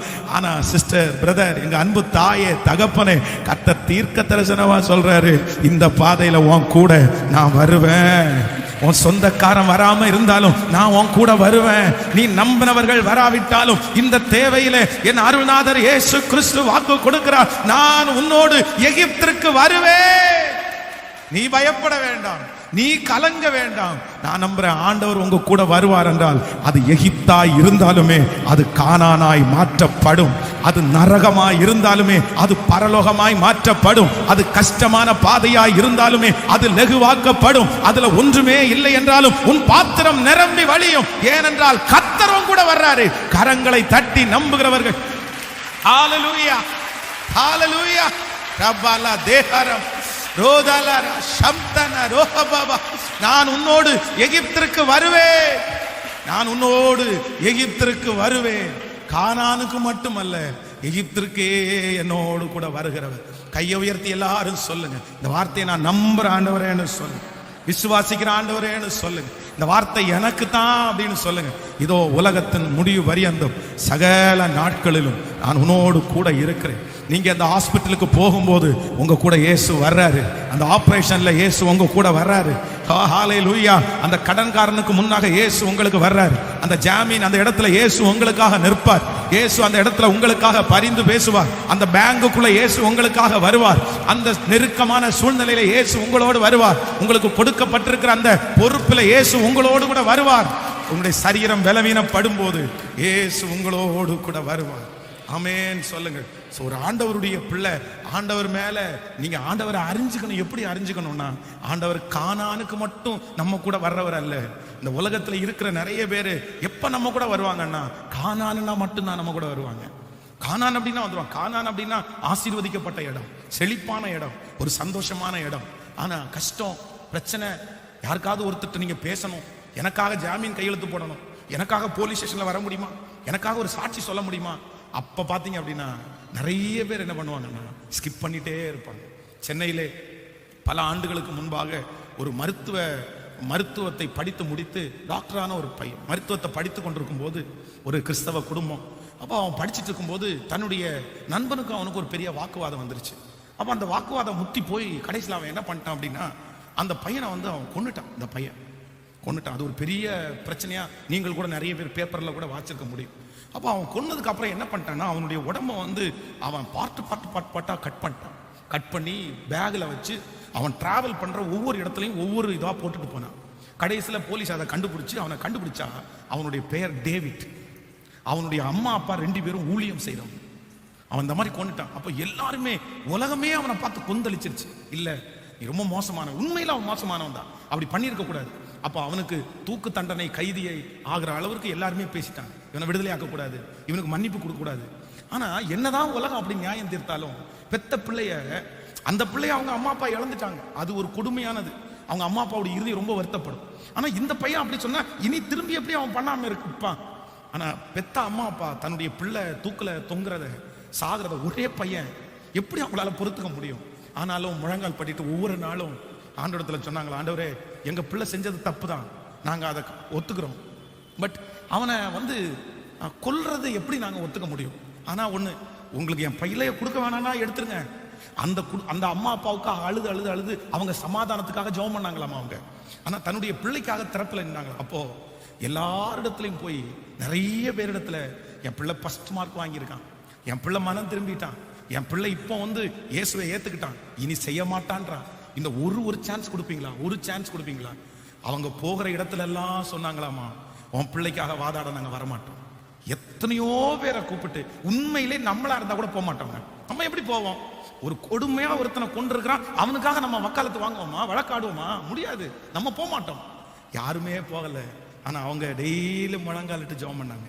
திடீர்னு ஒரு ஜட்ஜ் வந்தாரு, அவனை பார்த்து அவனிடத்துல பேசினாரு. ஒரு மணி நேரம் பேசும்போது இனி அவனால பிரச்சனை வராது அப்படின்னு தெரிஞ்சுக்கிட்டாரு. அவனுக்கு அந்த தண்டனையை குறைத்து, அவன் படிச்சுட்டு இருக்கிறத அதை வச்சு, அவன் படிக்கிற பையன் அப்படின்னு வச்சு அவனுடைய அந்த ஜெயில இருக்கிற வருஷங்களை குறைச்சு இன்றைக்கு அந்த பையனை ஜீவனோட ஆண்டவர் காப்பாற்றினார். ஆமே. அந்த தேவனாகிய கர்த்தர் தான் வாக்கு கொடுக்கிறாரு. நான் சொல்றேன், எப்படி ஒரு அம்மா அப்பாவுடைய மனம் பித்து மாதிரி இருக்குமோ அதே மாதிரி தான் என் இயேசு அப்பாவுடைய மனமும். இஸ்ரவேல் ஜனங்கள் அவங்க பாவம் பண்ணும்போது ஆண்டவருடைய இருதயம் கடினமானது உண்மைதான்.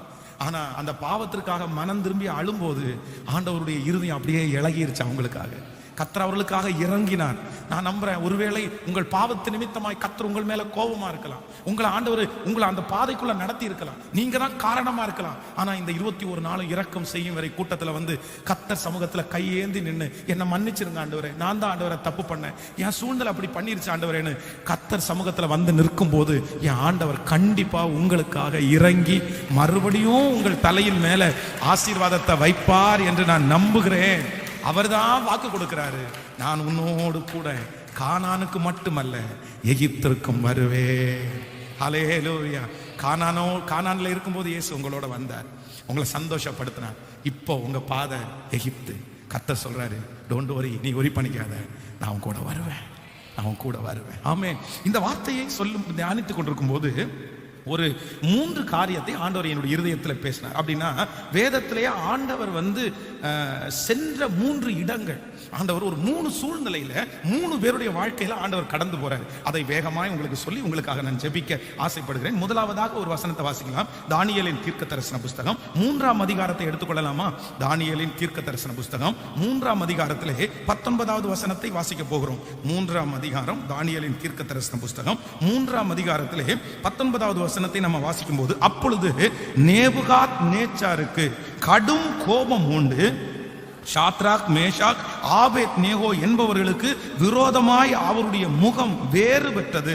சூளையை சாதாரணமாய் சூடாக்குவதை விட பார்க்கலும் 7 மடங்கு அதிகமாய் சூடாகும்படி உத்தரவு கொடுத்து சாத்ராக் மேஷாக் ஆபேத் நேகோ என்பவர்களை எரிகிற அக்கினி சூளையிலே போடுவதற்கு அவர்களை கட்டும்படி தன் இராணுவத்தின் பலசாலிகளான புருஷருக்கு கட்டளையிட்டான்.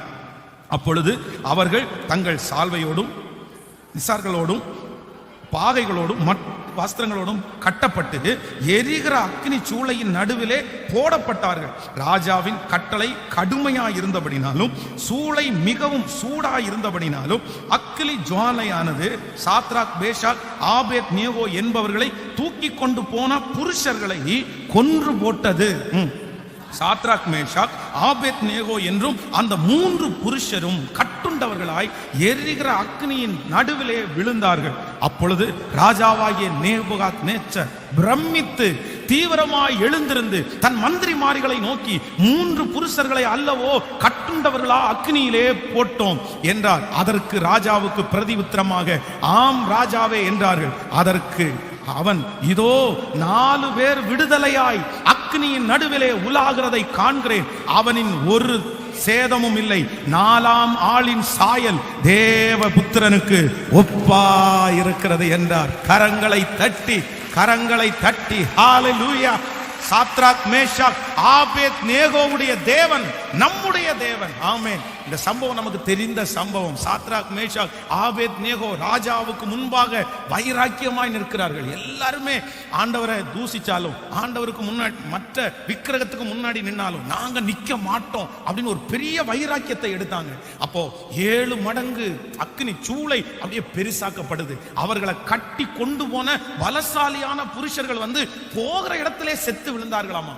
அந்த அக்னியினுடைய தாக்கம் அந்த மாதிரி இருந்துச்சு. நீங்க எரிஞ்ச வீடுகளை எல்லாம் பாத்தீங்க அப்படின்னா, அந்த எரிஞ்ச வீட்டுக்கு பக்கத்துல இருக்கிற வீடுகள்ல இருக்கிற அந்த பிளாஸ்டிக் பொருட்கள் எல்லாம் பாத்தீங்கன்னா அப்படியே உருகும், அந்த வெப்பம் தாங்க முடியாம. அப்போ அந்த 7 மடங்கு அக்னி சூளை ஏத்தின உடனே கொண்டு போய் போட போனவங்க அப்படியே செத்துட்டாங்களாமா. ஆனா வேதம் சொல்லுது, சாத்ராக் மேஷாக் ஆபேத் நேகோ 3 பேரையும் அக்னி சூளைக்குள்ள போட்டாங்க. கர்த்தர் அவர்களுக்கு 4வது நபராக தேவன் அங்கே அவர்களோடு இருந்தார். என் தேவனாகிய கர்த்தர் அக்கினி சூளையிலே அவர்களோடு கூட போனார். அப்படி என்னால் அக்கினி சூளை என்கிறது யாரும் போக முடியாத ஒரு இடம்.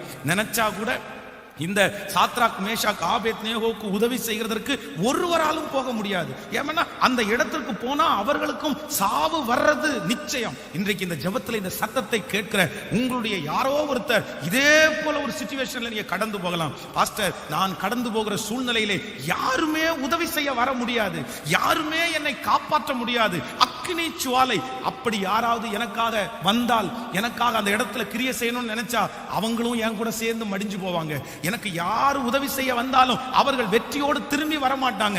அந்த மாதிரி ஒரு பெரிய பிரச்சனைக்குள்ள நான் கடந்து போறேன். அதனாலதான் எங்க அக்காவை நான் கூப்பிடல, அதனாலதான் எங்க அம்மா அப்பாவை நான் கூப்பிடல, அதனாலதான் என் சொந்தக்காரங்களை கூப்பிடல. நான் என்ன செய்வேன் என்றே தெரியல. தற்கொலை செய்வதுதான் வழி அப்படின்னு நினைக்கலாம். ஆனா ஆண்டவர் பேசுகிறாரு, யாருமே வர முடியாத இடத்திற்கு உன்னோடு நான் வருவேன், உன்னோடு நான் வருவேன். நம்பர் 1, முதலாவது எகிப்திற்கு உன்னோடு வருவேன் என்று சொன்ன கர்த்தர் முதலாவது ஒரு வார்த்தையை பேசுகிறார். யாரும் வர முடியாத ஒரு சூழ்நிலையிலே நானே உன்னோடு கூட வருவேன். கையை உயர்த்தி எல்லாரும் சொல்லுங்க, நான் நம்புறேன். நீங்க யாரும் வர முடியாத அந்த மகனுடைய பிரச்சனையில கர்த்தர் வருகிறார். யாரும் வர முடியாத அந்த சூழ்நிலையில இயேசு வருகிறார். பாஸ்டர், யாருமே அந்த இடத்துல வர முடியாது. எத்தனை பேர் வந்தாலும் அதுல மாண்டு போயிருவாங்க. நான் யாரையும் சிக்க வைக்கிறதுக்கு நான் விரும்பல, நான் யாரையும் மாட்டி விடுறதற்கு விரும்பல. என்னை எப்படி தூக்கி எடுக்க முடியும்? கர்த்தர் வாக்கு கொடுக்கிறார், நான் உன்னோடு கூட வருவேன், நான் உன்னோடு கூட வருவேன். ஹalleluya. எத்தனை பேர் உங்களோட கூட இருந்தாலும் யாருமே வர முடியாத ஒரு சூழ்நிலை நம்ம எல்லாருடைய வாழ்க்கையிலையும் கண்டிப்பா வரும். கண்டிப்பா வரும். தங்கமான தகப்பனார் இருக்கலாம், ரொம்ப அழகா நேசிக்கக்கூடிய தாயார் இருக்கலாம். ஆனா சில பாதைகளுக்குள்ள உங்களை கர்த்தர் நடத்தும் போது கண்டிப்பா யாருமே உங்க கூட வர முடியாது. அது அம்மாவுக்கு சொல்லி புரிய வைக்க முடியாது, அப்பாவுக்கு சொல்லி புரிய வைக்க முடியாது. நம்மளை நேசிக்கிற யாருமே நமக்காக வாதாடவோ வழக்காடவோ முடியாது. அந்த மாதிரி ஒரு சூழ்நிலைக்குள்ள கண்டிப்பா நம்ம அது நிறைய பேர் அந்த பாதையில் நம்ம கடந்து போவோம். ஆசைப்பட்டா கூட யாரும் வந்து இந்த இடத்துல சாத்ராக் மேஷாக் ஆபேத்நேகோவுக்காக யார் நிற்க முடியும்? உன்னை காப்பாற்றணும்னு ஆசை இருக்குப்பா, பட் என்ன செய்ய முடியும்? முடியாது. பக்கத்துல போனாலே செத்து விழுந்துடுறாங்களே. நானும் செத்து போயிடுவேன், என்னாலே ஒன்றும் பண்ண முடியாது. ஆனா நான் நம்புறேன், அந்த மாதிரி சிச்சுவேஷன் உங்களுக்கோ உங்களுடைய பிள்ளைகளுக்கோ இருந்தா நான் சொல்றேன், நீங்க கவலைப்படாதீங்க. அந்த இடத்துல யாருமே வர முடியாட்டாலும் என் இயேசுவால வர முடியும். அதனால தற்கொலை பண்ணிக்க வேண்டாம், அதனால மரணம் அடைஞ்சிட வேண்டாம். சிலர் அப்படிதான் நினைக்கிறாங்க. நான் ஹோப்லெஸ் அப்படின்றாங்கல்ல, நான் ஹெல்ப்லெஸ் ஆயிட்டேன், எனக்கு யாராலுமே ஹெல்ப் பண்ண முடியாது பாஸ்டர், யார் நினைச்சாலும் முடியாது பாஸ்டர். அந்த மாதிரி ஒரு சூழ்நிலை வரும்போதுதான் நிறைய பேர் சூசைட் பண்ற தாட்டே அவங்களுக்கு வருது. நான் பேசாம செத்துறேன், நான் எதுக்கு உயிரோடு இருக்கணும், யாருமே எனக்கு ஹெல்ப் பண்ண முடியாத ஒரு சூழ்நிலைக்கு நான் வந்துட்டேன்ல, நான் இனியா உயிரோட இருக்கணும். நான் சொல்றேன், நீங்க அப்படி நினைக்கவே நினைக்காதீங்க. எவ்வளவு பெரிய விஷயமா இருந்தாலும் என் இயேசு நுழைய முடியாத இடம்னு ஒண்ணு இல்லவே இல்லை. என் இயேசு வர முடியாத இடம்னு ஒண்ணுமே இல்லை. என் இயேசுவால தீர்க்க முடியாத பிரச்சனைன்னு ஒண்ணும் இல்லை. என் இயேசுவால காப்பாற்ற முடியாதது என்று ஒன்றுமே இல்லை. என் இயேசுவால ஆசீர்வதிக்க முடியாதது என்று எதுவுமே இல்லை.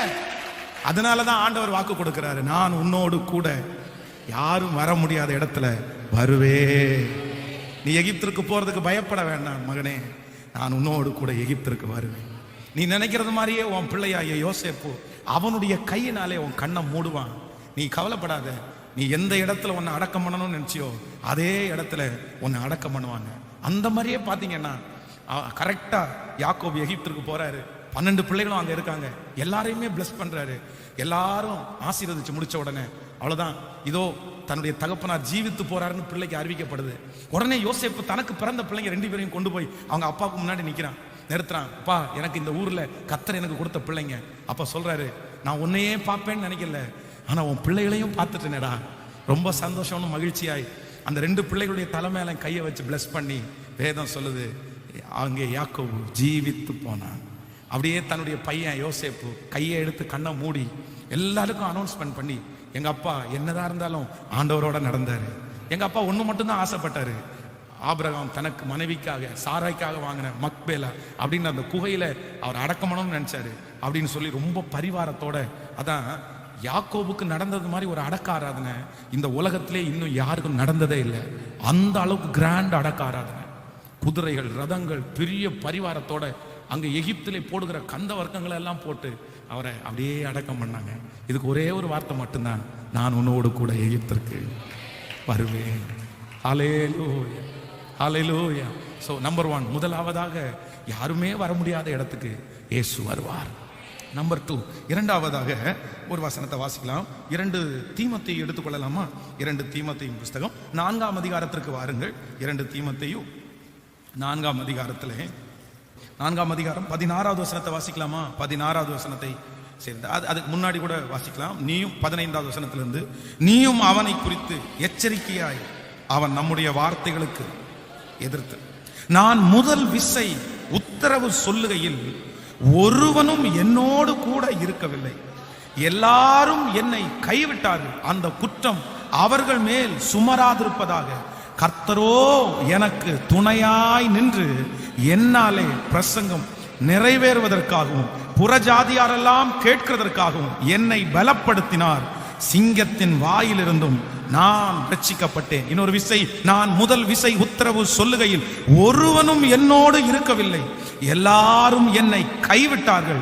கர்த்தரோ எனக்கு துணையாய் நின்று என்னாலே பிரசங்கம் நிறைவேறுவதற்காகவும் புறஜாதிகளெல்லாம் கேட்கிறதற்காகவும் என்னை பலப்படுத்தினார். சிங்கத்தின் வாயிலிருந்தும் நான் ரட்சிக்கப்பட்டேன். ஆமென் சொல்லுங்கள். அப்போஸ்தலனாகிய பவுலுக்கு இப்போ ஒரு பெரிய சூழ்நிலை வருகிறது.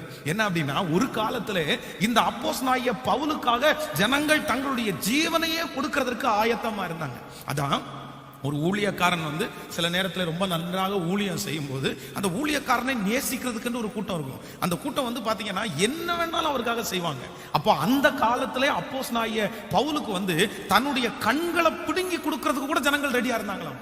இப்ப கண்ணை கேளுங்கய்யா, நாங்க பிடிங்கி தரோம். சரீரத்தில் ஏதாவது அவயவங்கள் அந்த அளவுக்கு அப்போஸ்தலனாகிய பவுலை அந்த அளவுக்கு நேசித்தார்கள். அந்த அளவுக்கு அவன் மிகப்பெரிய தேவனுடைய மனுஷனா இருந்தான். ஆனா இந்த அவர் வந்து அற்புதம் பண்ணினாரு, அடையாளங்கள் நடந்துச்சு, செய்தி கொடுத்தாரு, ஜனங்கள் விடுதலையாக்கப்படுறாங்க. அப்போ அவருக்காக கண்ணை பிடுங்கி கொடுக்கறது கூட ஆயத்தமா இருந்தாங்க. ஆனா இப்போ சிச்சுவேஷன் அப்படியே மாறிடுச்சு. அவரையே அரெஸ்ட் பண்ண போறாங்க. ஆண்டவர் வந்து அவருடைய கையிலே கர்த்தர் ஒப்பு கொடுத்தாரு. சரி, அவனுடைய ரத்த சாட்சி இந்த உலகத்துல பெரிய அற்புதத்தை கொண்டு வரணும்னு ஆண்டவர் டிசைட் பண்ணிட்டாரு. இப்போ ராஜாவினிடத்திலே பெரிய தலைவனுக்கு முன்பாக ஒரு கைதியை போல நிக்கிறான் அப்படின்னு சொன்ன உடனே பைபிள் சொல்லுது, நான் முதல் விசை ராஜாவுக்கு முன்பாக உத்தரவு சொல்லுகையில் ஒருவனும் என்னோடு இருக்கவில்லை, எல்லாரும் என்னை கைவிட்டார்கள். ஒரு நாள் கண்ணை கூட பிடிங்கி கொடுக்குறேன்னு சொன்னவங்க, ஒரு நாள் சாகிற வரைக்கும் அவங்க கூட இருப்போம்னு சொன்னவங்க, ஒரு நாள் என்ன வேணாலும் கேளுங்கன்னு சொன்னவங்க எல்லாரும் கைவிட்டார்கள். கர்த்தரோ எனக்கு ஆதரவா இருந்தார். கர்த்தரோ எனக்கு ஆதரவா இருந்தார். நம்பர் 2, இரண்டாவது, ஆண்டவர் உங்களுக்கு உங்களோடு கூட எங்க வருவார் அப்படின்னு சொன்னா, நான் நம்புறேன் எல்லாருமே உங்களை கைவிடும் போது இயேசு உங்களோடு கூட வருவார். எத்தனை பேர் ஆமோதிக்கிறீங்க? நீங்க விசுவாசிக்கிறீங்களா? அதனால மனிதர்கள் கைவிடுகிறதை நினைத்து நீங்கள் ஒரு பெரிய விஷயமா எடுத்துக்க வேண்டாம். ஏன்னா ஆண்டவர் சொல்றாரு, நாசியிலே சுவாசம் இருக்கிற மனுஷனை நம்புவதை பார்க்கலும் கர்த்தர் மேல் பற்றுதலாய் இருப்பதே நலம். மனுஷனை நம்புற எல்லாருமே கண்டிப்பா நீங்க கைவிடப்படத்தான் செய்வீங்க. மனுஷனை நம்புறத தயவு செய்து நீங்கள் விட்டு விட வேண்டும். நாசியிலே சுவாசம் இருக்கிற மனுஷனை நம்பாதேன்னு ஆண்டவர் சொல்றாரு. எதற்காகவும் எந்த மனுஷனையும் எப்பொழுதுமே நம்பாதீங்க. அந்த நேரத்துல நீங்க நம்புகிற நேரத்துல ஒருவேளை அவங்களுக்கு சிச்சுவேஷன் சரியா இருக்கும், ஆனா நீங்க உதவி தேவைப்படும் போது அவங்களுக்கு அந்த சூழ்நிலை இருக்காது. அப்போ மனுஷனை நம்பி நம்பி எத்தனையோ பாடு அனுபவிச்சோம். இன்னைக்கும் சிலர் என்னன்னா அதுலதான் வீக்கா இருக்காங்க, அதுலதான் ரொம்ப வீக்னஸா இருக்காங்க. பாருங்க, ஏற்கனவே 10 இடத்துல மனுஷனை நம்பி ஏமாந்துருப்பாங்க, 10 இடத்துல மனுஷனை நம்பி மனுஷன் ஏமாத்திருப்பான். இப்போ அவ்வளவு அடி வாங்கிட்டு அவ்வளவு ஏமாந்துட்டாரு, 11வது இடத்துல இன்னொரு மனுஷனை நம்பிட்டு இருக்காங்க. அவங்க எனக்கு செய்வாங்க, இவனை இல்ல. மனுஷனை நம்புற நேரத்துல கர்த்தரை நம்புங்க. உங்களை நீங்க நம்புங்க, உங்களுடைய உழைப்பை நம்புங்க. நான் நம்புறேன் ஆண்டவர் உங்களை எட்டாத உயரத்துல கொண்டு போய் வைப்பார். இன்னொருத்தர் தருவாரு, இன்னொருத்தர் தூக்கி விடுவாரு, இன்னொருத்தர் எப்படியாவது எனக்கு செய்வாரு. இல்ல இல்ல இல்ல இல்ல, மனுஷனை நம்பவே கூடாது. அப்போ ஆண்டவர் சொல்றாரு, ஒருவேளை இந்த சத்தத்தை கேட்கிற உங்களுடைய வாழ்க்கையில மனிதர்கள் எல்லாம் உங்களுக்கு நம்பிக்கை துரோகம் பண்ணி இருக்கலாம். ஏன்னா நான் நம்பி எல்லாரும் என்ன கைவிட்டாங்க பாஸ்டர். இப்ப எல்லாராலையும் கைவிட்டப்பட்ட ஒரு சூழ்நிலையிலே நான் இருக்கிறேன். யாரும் என் கூட வரதுக்கு ரெடியா இல்லை, ஆனா இயேசு வாக்கு கொடுக்கிறார், நான் உன்னோடு கூட வருவேன். நம்பர் 3, மூன்றாவதாக ஒரு வசனத்தை கூட வாசித்து நம்ம ஜெபிக்க போறோம். என்னாகமம் 16ஆம் அதிகாரத்தை எடுத்துக்கொள்ளலாமா? என்னாகமம் 16ஆம் அதிகாரத்திலே, ஸ்தோத்திரம், 16ஆம் அதிகாரம் 1வது வசனத்திலிருந்து ஒரு சில வசனங்களை நம்ம வாசிக்கும் போது, என்னாகம புஸ்தகம், ஸ்தோத்திரம், என்னாகமம் 16ஆம் அதிகாரத்திலே 16ஆம் அதிகாரம் 1வது வசனத்திலிருந்து வாசிக்கும் போது, லேவிக்கு பிறந்த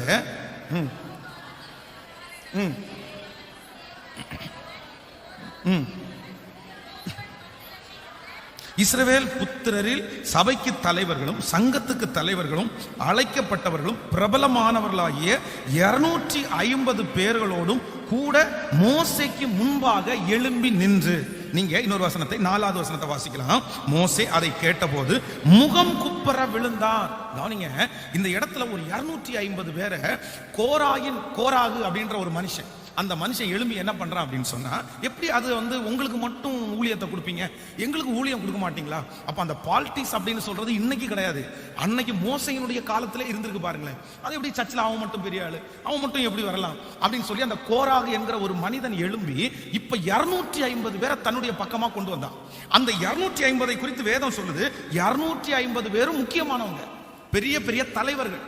நீங்கள் 3வது வசனத்தை வாசிக்கும் போது, மோசேக்கும் ஆரோனுக்கும் விரோதமாய் கூட்டம் கூடி அவர்களை நோக்கி, நீங்கள் மிஞ்சி போகிறீர்கள், சபையார் எல்லாரும் பரிசுத்தமானவர்கள், கர்த்தர் அவர்கள் நடுவிலே இருக்கிறாரே, இப்படி இருக்கிற கர்த்தருடைய சபைக்கு மேலாக உங்களை ஏன் உயர்த்துகிறீர்கள்? 2வது வசனம், இஸ்ரவேல் புத்திரரில் சபைக்கு தலைவர்களும் சங்கத்திற்கு அழைக்கப்பட்டவர்களும் பிரபலமானவர்களும் ஆகிய 250 பேரு. யாராமா? சத்தமா சொல்லுங்க. பிரபலமானவர்கள் கிட்டத்தட்ட 20 லட்சம் பேர் இருக்காங்க. அந்த 20 லட்சம் பேர்லயும் பிரபலமான, எல்லாருக்கும் தெரிஞ்ச, இவங்க சொன்னா எல்லாருமே கேட்பாங்க. இந்த 250 பேரும் உள்ளுக்குள்ள போனா ஒரு பெரிய கலகமே வெடிச்சிடும். அந்த மாதிரி 250 பேரை இந்த கோராகு அப்படின்ற மனுஷன் தன் வசமா சேர்த்து கொண்டு இப்ப மோசேக்கு விரோதமா எழும்பிட்டான். ஆனா மோசே இந்த இடத்துல ஒண்ணு செய்யறாரு. 4வது வசனம், மோசே அதை கேட்ட போது முகம் குப்புற விழுந்தான். நல்லா கவனிங்க, இதுல ஒரு பெரிய விஷயத்தை நீங்க கத்துக்கணும். உங்களுக்கு விரோதமா யாராவது எழும்பி ஒரு கூட்டத்தை ஆயத்தப்படுத்தி உங்களுக்கு விரோதமா ஃபைட் பண்ண வரும்போது, வேலை ஸ்தலத்திலயா இருக்கலாம், எங்கயா இருக்கலாம், நீங்க உடனே போய் எங்க விழணும் சொல்லுங்க? கர்த்தர் சமூகத்துல முகம் குப்புற விழணும். அதுதான் உங்களுடைய வெற்றி, அதுதான் உங்களுடைய உயர்வு. ஆனா சிலருக்கு அது தெரியவே தெரியாது. நீ 280 பேரை கூப்பிட்டியா? இப்ப பாரு, நான் ஒரு அனௌன்ஸ் பண்றேன், 2000 பேரை கூப்பிடுறேன், 4000 பேரை கூப்பிடுறேன். நீ வக்கீல்கிட்ட போனியா? நான் பாரு ஜட்ஜே எங்க பக்கத்து வீட்டு ஆள் தான். நீ என்ன இன்ஸ்பெக்டர்கிட்ட போனியா? நான் பாரு கலெக்டர்ட்டே போவோம் பாரு. அப்போ நம்ம நிறைய பேரு இந்த பிரச்சனைகள் பண்ணுவதற்கு மனிதர்கள் வரும்போது அவங்க ஒரு ஆட்களை கூட்டிட்டு வந்தா அவங்கள விட பெரிய ஆட்களை நம்ம தேடுறோம். நம்ம நிறைய பேர் ஜாம் பண்ணும்போது கூட அப்படி ஜாம் பண்ணுவோம். ஆண்டவரே, அவன் போலீஸ் ஸ்டேஷன்ல போய் கம்ப்ளைண்ட் கொடுத்திருக்கான், எனக்கு கலெக்டர் ஒரு உத்தரவு வரட்டும் ஆண்டவரே, உதவி வரட்டும் ஆண்டவரே அப்படின்னு ஜாம் பண்ணிட்டு இருப்போம். அப்போ எப்படியாகிலும் நம்ம மனசு என்ன நினைக்குதுன்னா, அவங்கள விட பெஸ்டானவங்களை நம்ம கொண்டு போய் நிறுத்திட்டோம்னா அவன் ஆஃப் ஆயிடுவான். நான் சொல்றேன், அது நடக்கவே நடக்காது. நீ இப்படியே மாத்தி மாத்தி சண்டை தான் போட்டிருக்கணும். அதற்கு மாறாக ஒரே ஒரு வழி, உனக்கு விரோதமாய் கூட்டம் கூடுகிறவர்களுக்கு முன்பாக வேதம் சொல்றது, அவர்கள் என்னாலே கூடுகிற கூட்டம் அல்ல, எவர்கள் உனக்கு விரோதமாய் கூடுகிறார்களோ அவர்கள் உன் பட்சத்தில் வருவார்கள். அப்போ உங்க வேலை ஸ்தலத்துல, நீங்க இருக்கிற இடத்துல, உங்களுடைய திருச்சபையில, இல்லைன்னா எங்கேயாவது ஒரு இடத்துல உங்களுக்கு விரோதமா ஒரு கூட்டம் கூடிட்டாங்கன்னா நீங்க அந்த பக்கத்தை பார்க்கவே கூடாது. இந்த மோசையை மாதிரி அதை கேட்ட போது முகம் குப்புற விழுந்தான். நேர வந்து கர்த்தர் சமூகத்துல விழுந்துருங்க, மற்றதெல்லாம் கர்த்தரே பார்த்து கொள்வார். ஆமே. இந்த கோராகின் கூட்டத்தார் எல்லாரும் எழும்பி இப்ப மோசையோட ஃபைட் பண்ண உடனே மோசே முகம் குப்புற விழுந்த உடனே கர்த்தர் ஒரு ஐடியா கொடுக்குறாரு. சரி பரவாயில்ல, நீங்க எல்லாரும் 250 பேரும் உங்களுடைய கைகளிலே தூப கலசத்தை பிடிச்சிட்டு நீங்க ஆண்டவருக்காக பணிவிட செய்ய வாங்க, பார்க்கலாம் ஆண்டவர் யாரை அங்கீகரிக்கலான்னு பார்க்கலாம். இந்த டைம் இல்லாதனால வேகமா உங்களுக்கு சம்பவத்தை பற்றி சொல்றேன், நீங்க வீட்டுல போய் வாசிங்க. அப்போ ஆண்டவருடைய கோபம் வந்து அந்த கோராரையும் கோராகுடைய கூட்டத்துக்கு மேல எழும்புது. என்ன, என் பிள்ளையினிடத்துல நீங்க வாக்குவாதம் பண்றீங்களா? என் பிள்ளைக்காக வழக்காடுவதற்கு யாருமே இல்லைன்னு நினைக்கிறீங்களா? உடனே கர்த்தர் அவங்க மேல கோபப்பட்டு சொல்றாரு மோசையை பார்த்து, இவங்க அத்தனை பேரையும் இப்பவே நான் அழிச்சிருவேன். உடனே அடுத்த நிமிஷம் என்ன பண்றாருன்னா, மோசே, ஆண்டவரே அழிச்சிடாதீங்க ஆண்டவரே, ஆண்டவரே அழிச்சிடாதீங்க ஆண்டவரே, தெரியாம பண்ணிட்டாங்கப்பா, மன்னிச்சு விட்டுருங்கப்பா. உடனே ஆண்டவர் சொல்ற, ஒரு அனௌன்ஸ்மெண்ட் பண்ணு, ஒரு வார்த்தையை சொல்லு, யாரெல்லாம் கர்த்தர் கோபமா இருக்கிறாரு அந்த கோராக விட்டு வெளியே வந்துருங்க, இல்லைன்னா அவனோட மடிஞ்சு போயிருவீங்க. சொன்ன மாத்திரத்துல கொஞ்சம் பேர் வந்துட்டாங்க.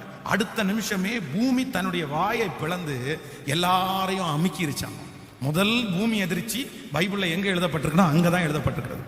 ஃபர்ஸ்ட் பூமி எதிர்ச்சி எங்க தான் வந்துருச்சு சொல்லுங்க? கோராகுடைய கூட்டம். அப்போ பூமி எதிர்ச்சி வரும்போதெல்லாம் நம்ம ஜெபம் பண்ணணும். எதுக்கு ஜெபம் பண்ணணும்னா, ஆண்டவர் கோபமா இருக்காருன்னு அர்த்தம். புரியுதில்ல? நம்முடைய தேசத்திலே இல்லைன்னா அப்படி கேள்விப்படும் போது பூமி அதிர்ச்சிகள் வந்து விஞ்ஞானிகள் பல விதமா சொல்லுவாங்க, அப்படி மாறிடுச்சு, இப்படி மாறிடுச்சு, கல் விழுந்துருச்சு, அப்படி போயிடுச்சுன்னு சொல்லுவாங்க. அதெல்லாம் நம்பாதீங்க. நான் சொல்றேன், பூமி அதிர்ச்சி வருகிறது கர்த்தருடைய கோபம். அதைத்தான் ஆண்டவர் சொல்ற, அப்படிப்பட்ட செய்திகளை கேட்கும் போது நீங்க விழிச்சிருந்து கர்த்தருடைய சமூகத்துல ஜெபிக்கணும். அப்போ ஆண்டவர் அந்த பூமியை பிளந்து அவங்கள மூடிட்டார். அப்போ மூன்றாவதாக ஆண்டவர் உங்களுக்காக எங்க வருவாருன்னா, உங்களுக்காக வழக்காடுவதற்கு கர்த்தர் வருவார். ஆமென் சொல்லுங்க. நம்பர் 1, முதலாவதாக நான் உன்னோடு கூட எகிப்திற்கு வருவேன் என்று சொன்ன கர்த்தர் 3 வாக்குத்தத்தத்தை கொடுக்கிறாரு. நம்பர் 1, முதலாவதாக யாரும் வர முடியாத இடத்திற்கு நான் உனக்காக வருவேன். நம்பர் 2, இரண்டாவது எல்லாரும் கைவிடும் போது நான் உனக்காக வருவேன். நம்பர் 3, மூன்றாவது உனக்காக வழக்காடுவதற்கு யாரும் இல்லாத போது உனக்காக வழக்காட எந்த இடத்திலையும் என் தேவன் உங்களுக்காக பரிந்து பேசுகிற ஒரு மனிதனாக, ஒரு வக்கீலாக உங்களுக்காக பரிந்து பேசுவதற்கு இயேசுவே வந்து நிற்பார். ஆமென் சொல்லுவோம். நான் உன்னோடு வருவேன், நான் உன்னோடு வருவேன். கையை உயர்த்தி இந்த வாக்குத்தத்தத்தை ஒரு 10 விசை சத்தமா அறிக்கை செய்யும். எனக்கு தான் இந்த வாக்குத்தத்தம்னு சொல்லுங்க, முழு பலத்தோட சொல்லுங்க, முழு பலத்தோட எல்லாரும் சொல்லுங்க. ஆண்டவரே, இந்த வாக்குத்தத்தம் எனக்கானது, எனக்கானது. நீர் என்னோடு வருவீர், என்னோடு வருவீர். ஓ யாக்கோபே, நீ பயப்பட வேண்டாம், நான் உன்னோடு கூட எகிப்திற்கு வருவேன். எகிப்து உன் தகப்பனாருக்கு சோகமான இடமா இருக்கலாம், உன் தகப்பனாருக்கு கஷ்டமான இடமா இருக்கலாம், ஆண்டவரை மறுதலிச்ச இடம் எகிப்தா இருக்கலாம். இல்ல இல்ல, நான் உன்னை எகிப்துல சந்தோஷப்படுத்துவேன். நான் உன்னோடு கூட வர்றதுனால எகிப்து உனக்கு கஷ்டமா இருக்காது, உனக்கு அங்கே சந்தோஷமா இருக்கும், உனக்கு அங்கே வெற்றியா இருக்கும். எகிப்திலே நான் உன்னோடு கூட வந்து உன்னை அங்கு ஆசீர்வதித்து நீ ஆசைப்பட்ட எல்லா ஆசைகளையும் நான் அங்கே நிறைவேற்றுவேன். கைகளை உயர்த்தி சொல்லுவோம், நான் உன்னோடு எகிப்திற்கு வருவேன். தேவ சமூகத்தில் எழும்பி நிற்கலாம். இந்த 15வது நாள் கர்த்தருடைய பலத்த மகிமை இந்த ஜெபத்தில் கலந்து கொண்டிருக்கிற ஒவ்வொருவர் மேலும் கிருபையாய் இறங்குங்க. பரவாயில்ல, நீ என்னிடத்திற்கு வா. நீ என்னை விட்டு தூரம் போனது உண்மைதான், நான் உன் மேல கோபமா இருந்தது உண்மைதான். ஆனா நீ திரும்ப என்னிடத்துல வரும்போது என் இறக்கம் உனக்கு தாராளமாய் கிடைக்கிறது. மீண்டும் நான் உன்னை ஒரு டைம் நம்புவேன், மீண்டும் நான் உன்னை ஒரு டைம் ஆசீர்வதிப்பேன்.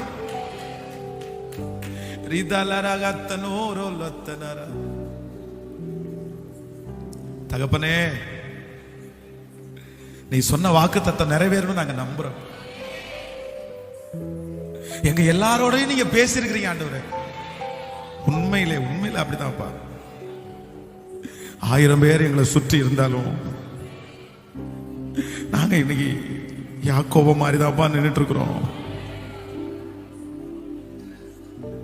எங்க கண்ணுக்கு முன்னாடி அது மலை போல தெரியுதுப்பா. யார் வருவா?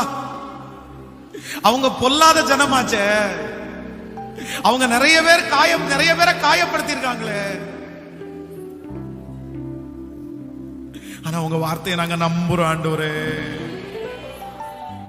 சொல்லுங்க ஆண்டவரே, உங்க வார்த்தையை நாங்க 100க்கு 100% நம்புறோம்னு சத்தமாய் சொல்லுங்க. நீர் எங்களோடு கூட எகிப்தானாலும் அங்கே வருவீர். சொல்லிட்டே அறிக்கை செஞ்சுட்டே இருங்க. ரித்தலரம் தன ஓர சேகரலதரப்தரமோ. நான் வானத்துக்கு ஏறினாலும் அங்க இருக்கிறார் கர்த்தர். நான் பாதாளத்தில் படுக்க போட்டாலும் அங்கேயும் என் கர்த்தருடைய கரம். என் கணவனாரோடு கர்த்தர் வருவார், என் மனைவியோட என் பிள்ளையோட கர்த்தர் இருப்பார். சொல்லுங்க அறிக்கை செய்.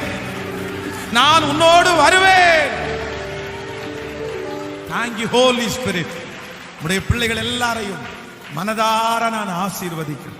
இந்த 21 நாட்கள் ஜெபம் முடியும் போது சத்துரு மின்னலை போல விழுறத எங்க கண்கள் காணணும், எங்க குடும்பத்திற்கு விரோதமாய் இருக்கிற சத்துரு முகம் குப்புற கீழே விழுவானா. ஊழியத்திற்கு விரோதமாய் இருக்கிற சத்துரு கீழே விழுவானா. எங்கள் பட்டணம் எங்கள் தேசத்திற்கு விரோதமாய் இருக்கிற சத்துரு கீழே விழுவானாக.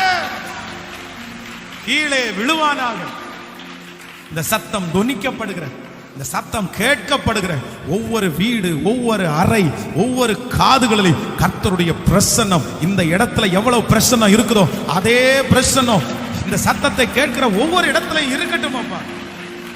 நன்றி அப்பா. இந்த அடுத்து இருக்கிற இந்த ஒரு வாரத்தையும் கர்த்தர் ஆசீர்வதிங்க.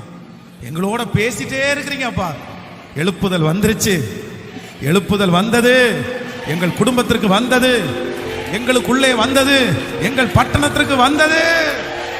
நன்றி அப்பா. உங்க கிருபை தாங்கட்டும். இந்த ஊழியத்துல இந்த நாட்களிலே தாங்கி கொண்டிருக்கிற ஒவ்வொரு பிள்ளைகளையும் ஆசீர்வதிக்கிறேன். மக்கதோனியா அந்த மக்கள் தங்களுடைய வறுமையிலிருந்து கொடுத்தது மாதிரி நிறைய பேர் இல்லாமையிலிருந்து கூட கொடுக்குறாங்கப்பா. அவங்க நல்லா இருக்கட்டும்ப்பா, அவங்க ஆசீர்வாதமா இருக்கட்டும் ஆண்டவரே. இயேசுவின் மூலம் ஜெபம் எடுக்கிறோம் நல்ல பிதாவே.